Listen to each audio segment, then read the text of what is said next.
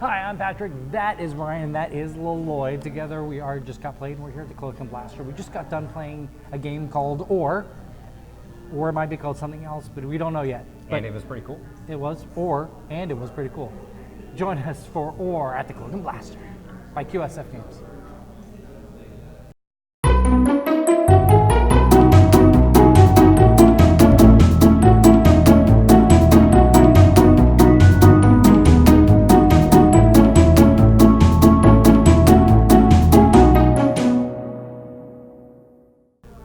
Brian, tell us all about or mining. Mining, Or. Sure. Or is a 2 to 5 player worker placement game themed in the mining, there's like a mining town. Each of the players essentially has a number of workers. The game is played over a total of 7 rounds. And each player starts off, I guess it depends on how many players there actually are, but I think we're playing 4 and we each had 3 workers to start off with, but you can always upgrade and purchase additional workers. Okay. Basically 7 rounds, and then at the end of those, whoever has the highest amount of victory points will be the winner. You get victory points for contract cards that you actually complete, and there's several parts to completing those, but once they're completed, you will get the victory points for those.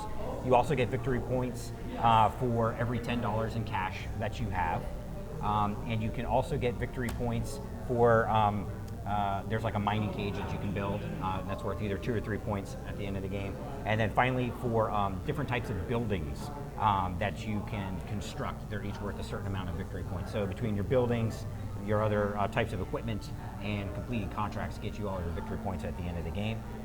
Basically it's a worker placement. So basically there's the phase 1, which is the players go round robin, where our first player takes whatever spot he wants on the board, and there's like some of your classic, like first player moves. There's a commodity market where you can trade resources or purchase or sell resources. You can get other workers.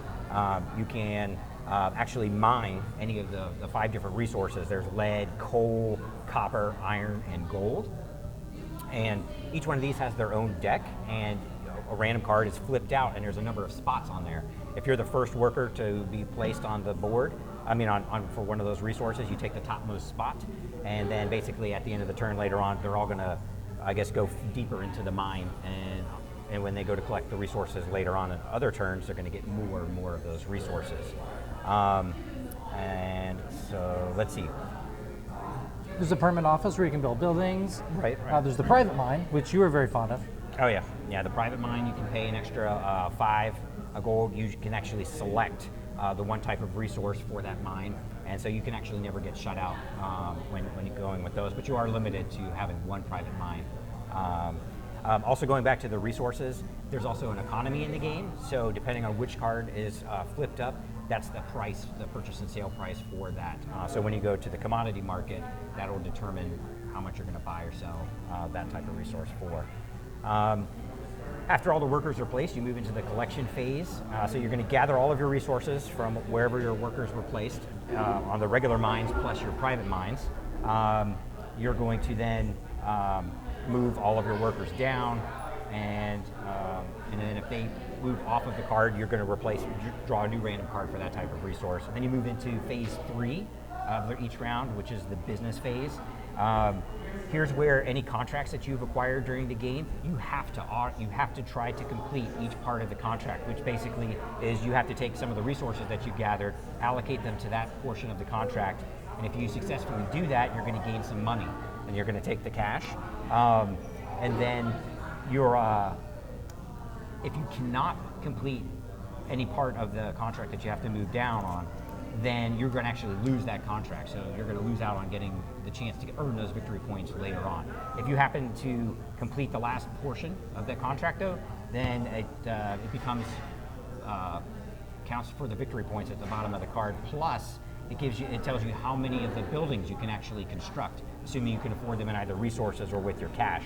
But you will have had to have acquired those permits for those buildings in the previous round. So what else can you do? Oh, you recall all of your workers, And and if they're stuck in the mines, you can actually pay $5 to actually recall them, so you can use them for next turn. If not, you don't get them back until they've gone all the way to the bottom of the mine, and that mine is depleted. Right. And then you also reset the contracts that were available if they weren't all purchased. So those are re-randomized. And then you also pass the first player marker, assuming nobody has placed on the advanced orders in order to take that. Again, 7 rounds. Whoever has the most victory points at the end of the game is the winner. With that, Lloyd, what would you say is your favorite thing about Ore? I think my favorite part of the game is the actual mining aspect. So in a typical worker placement game, all your workers go out, and they usually come back at the end of the turn. In this one, when your workers go into the mine, they're going to stay there unless you pay to bring them back.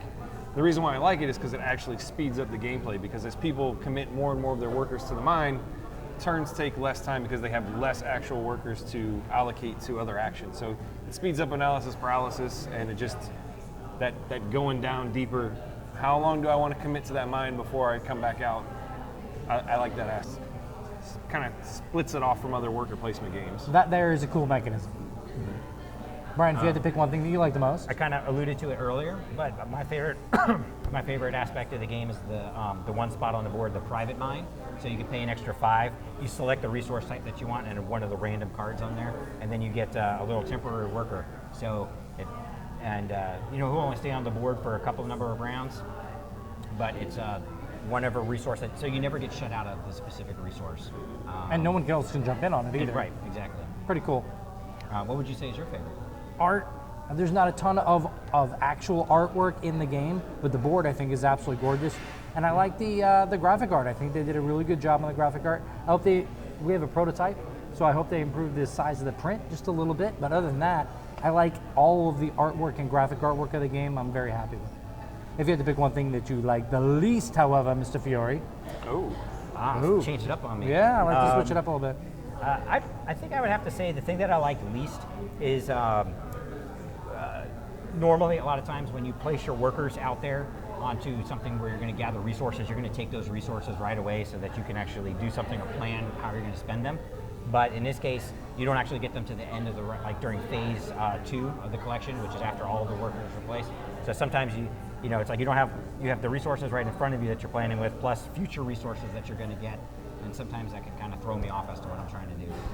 Which is kind of counterintuitive to what Lloyd had to say about the reason why he liked that aspect of the worker placement is your guys get stuck there for a certain period of time. It's those two things that you dislike and you like are integral to make each other happy.